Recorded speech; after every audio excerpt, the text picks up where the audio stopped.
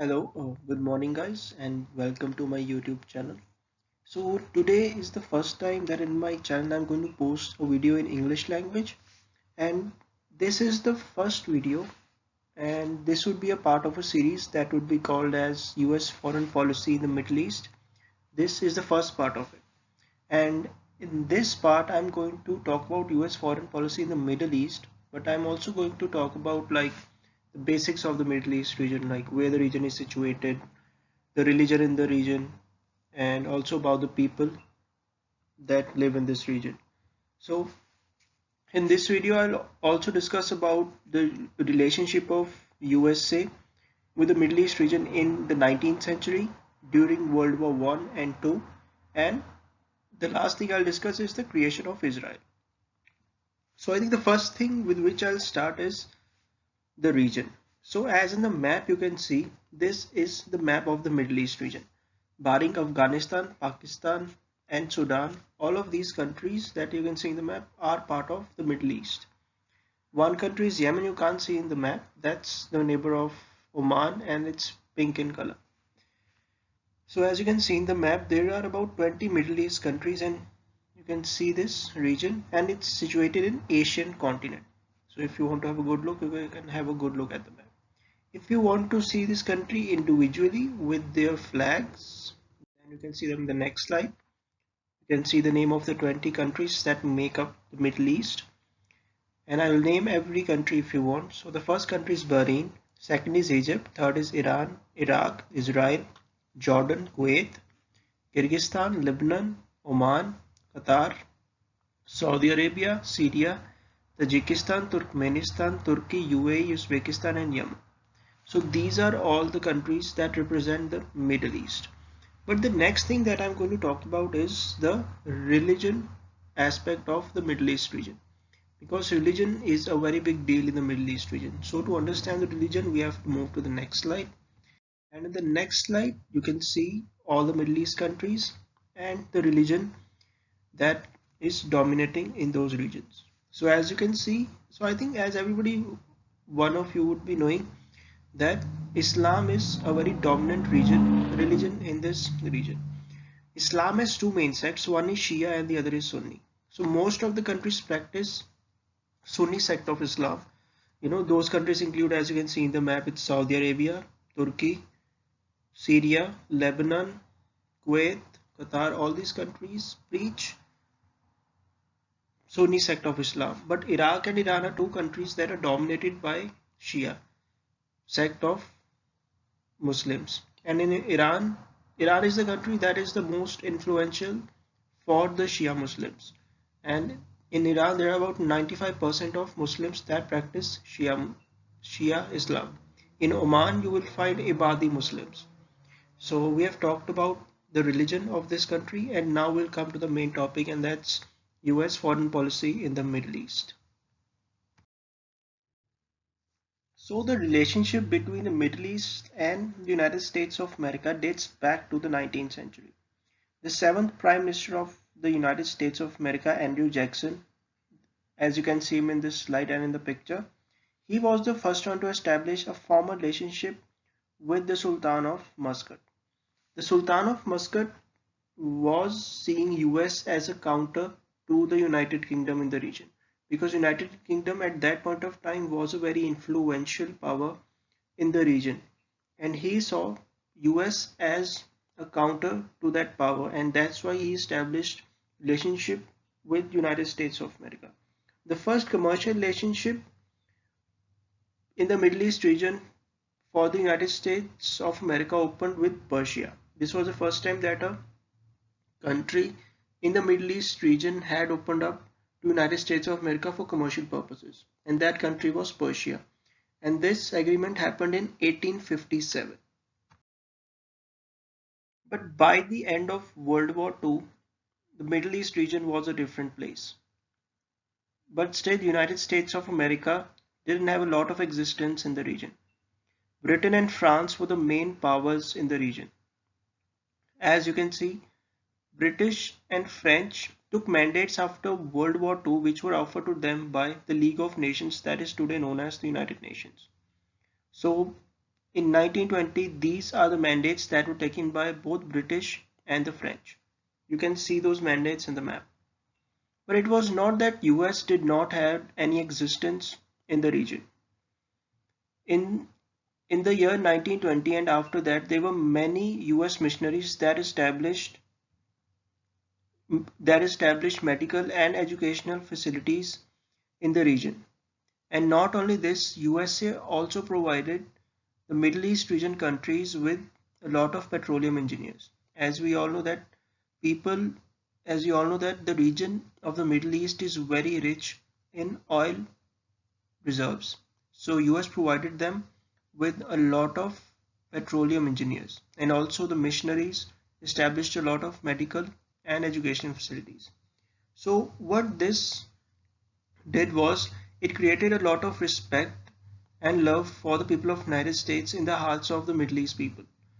The people of United States was seen as very selfless people and people who really thought of good of the people of the Middle East region, and they were not thought of as the British or the French, who were considered as the people who were very greedy for their territory.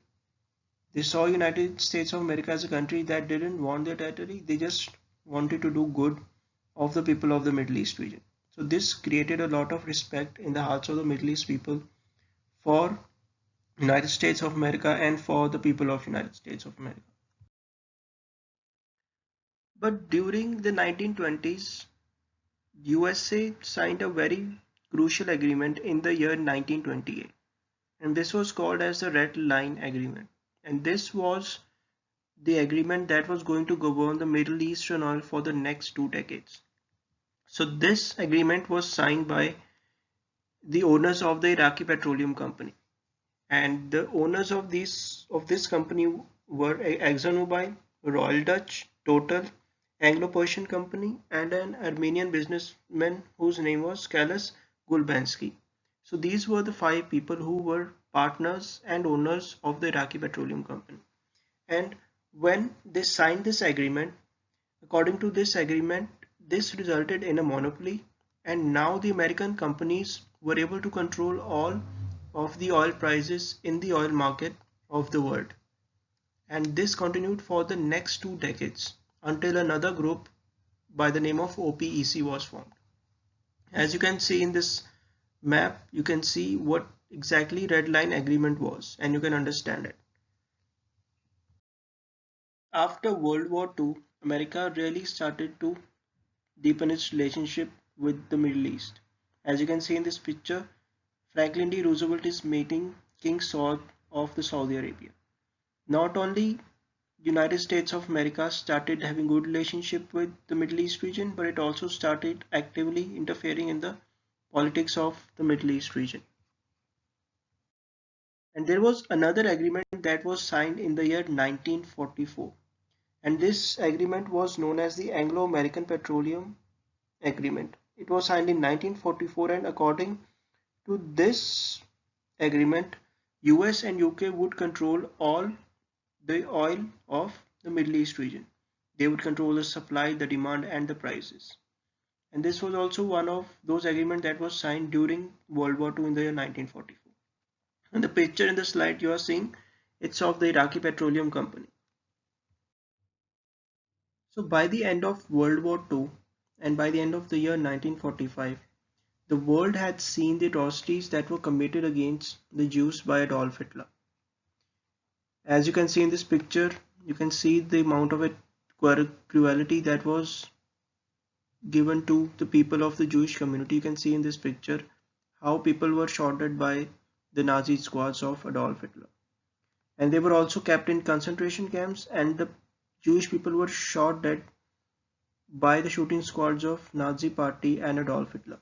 So after World War II, the voices to create a new independent Jewish state started rising. But it was not that the opinion of forming an independent Jewish state started after World War II. In the year 1914, over 14,000 Jews were expelled by the Ottoman army, because they were of the suspicion that those people were spying for the Soviet Union. And this incident created a lot of sympathy for creation of a Jewish state in a country like United Kingdom. And this sentiment was shared by the then Prime Minister of Britain, George Lloyd also.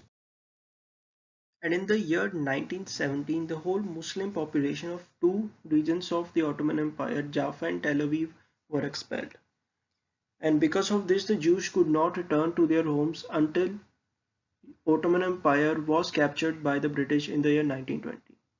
So after the British took control of the Ottoman Empire, the UK Foreign Minister Arthur Balfour sent a letter to Lord Rothschild, a leading member of his party and a leader of the Jewish community in United Kingdom.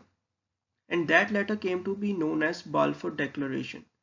And that letter stated that United Kingdom favored the creation of a national home of Jewish people in the region of Palestine. Whatever was written in that letter, you can read it in this slide, because this is a picture of Balfour Declaration, and the man in the picture is Balfour, Mr. Arthur Balfour. So you can have a look at this picture and see what exactly was seen, what exactly was written in this letter. Similarly, in United States of America, the support for the creation of the state of Israel in the region of Palestine was quite minimum among American Jews till the year 1912. In the year 1912, a very famous lawyer, Louis Brandeis, joined the Federation of American Zionists. He was a very famous lawyer. You can see his picture in this slide. He was a very famous lawyer, and he was also called People's Lawyer. And when he joined this organization, this demand to create a new Jewish state in Palestine got a real push in America. And Federation of American Zionists was the organization that promoted Zionism in all of America. If you don't know what Zionism is an ideology or a nationalistic movement that supports the idea of creation of a Jewish state in the land that is considered as a holy land or a historic land by the Jews. In the year 1914, a new committee was formed by the name of Provincial Executive Committee for General Zionist Affairs. And this was formed by the Zionist organization, and all of this committee was organized by Zionist organization. Zionist organization was also called World Zionist Organization. This was the organization that controlled Zionism and all affairs related to Zionism all over the world. In the year 1919, the President of the United States, Woodrow Wilson, he reluctantly accepted Balfour Declaration, but he did not support it. Balfour Declaration, as I explained it to you before, he accepted it, but he did not support it. Woodrow Wilson, you can see him in this picture. But in the year 1922, Lord Fish resolution was passed, and this was the first resolution that supported a Jewish homeland in Palestine. And this was the first time that America openly supported the creation of a new Jewish state in the region of Palestine. But by the end of World War II, in 1945, Franklin D. Roosevelt was in power in the United States of America, and he was the President of the United States. And he promised to the Arab people that the US won't intervene in this matter and in the region without consulting both the Jews and Arabs of the region. Britain or the United Kingdom was also of the same opinion, and it said that it won't support the idea of a Jewish and Arab state in the region of Palestine. And UK did this to protect its own interest in the region. But by the year 1946, Truman was in power. He was President of the United States of America, and he appointed a committee under the chairmanship of Henry F. Grady, an Assistant Secretary of State. And in the same month, Truman ordered the movement of 100,000 Jews to Palestine. And in October, the United States of America and Harry Truman declared its support for the creation of a Jewish state in the region of Palestine. But in the year 1947, the 181 resolution was formed. This was passed in November 1947. And according to this resolution, Palestine would have been divided into an Arab and a Jewish state. And USA was one of the first countries that supported this resolution. But there were many members in the party of Harry Truman who did not agree to this opinion of Harry Truman. One of them was Roy Henderson, who was a diplomat. He said that if Harry Truman supported this idea, this would lead to a very complicated situation in the Middle East region for the next coming decades. And the same opinion was shared by the Joint Chief of Staff of the United States of America. But one of the party members of Harry Truman by the name of Clark Clifford, and as you can see Clark Clifford sitting with Harry Truman in this picture, he was of the opinion that he must support this idea. And that was because according to him in the next coming elections the Jewish votes were going to be very crucial for him. And if he did not agree to the creation of a Jewish state in the region of Palestine, this could hamper his next election campaign. But Harry Truman went ahead with his decision and the USA supported the resolution. And the next year, in May 1948, a new Jewish state by the name of Israel was formed. And as you can see in this picture, the people from different countries were moving to Israel. And David Ben-Gurion was elected as the first prime minister of the state of Israel. David Ben-Gurion, you can see him on the right hand side of Mr. Harry Truman. He was the first prime minister of Israel. And for US it was seen as a huge success. And as you can see in this picture, in this newspaper article, that a new state of Israel has been created. And this was seen as a very good thing by the United States of America. So that's all for today. In the next video we'll discuss about United States of America's relationship with Iran from the 1950s to the 1980s. And if you have liked this video, please like and subscribe. It's my first experience in English language, so I think I would have made a lot of mistakes, but next time I'll try to make my content better.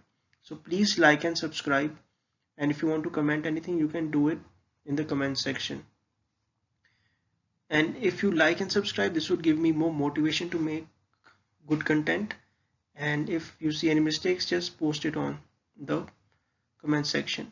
Thank you very much and have a nice day. Thank you.